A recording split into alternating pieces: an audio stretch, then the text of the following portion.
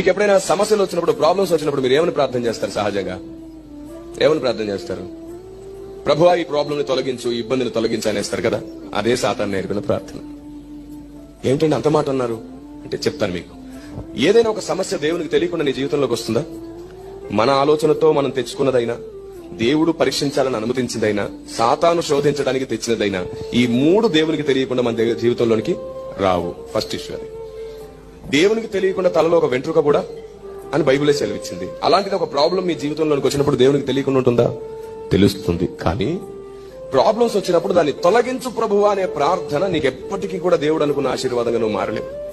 Problem వచ్చినప్పుడు నువ్వు చేయాల్సిన ప్రార్థన ఏమిటంటే, ప్రభువా ఏ కారణంతో ఈ సమస్య నా బ్రతుకులోకి వచ్చిందో, ఏ కారణంతో నువ్వు ఇంకా మౌనంగా ఉన్నావో, ఏమి నేర్పించాలనుకుంటున్నావో అది నేర్చుకునే ఓపికను వరముగా నాకు ఇవ్వు ప్రభువా. సహనాన్ని నాకు వరముగా ఇవ్వు ప్రభువా. ఆమేన్.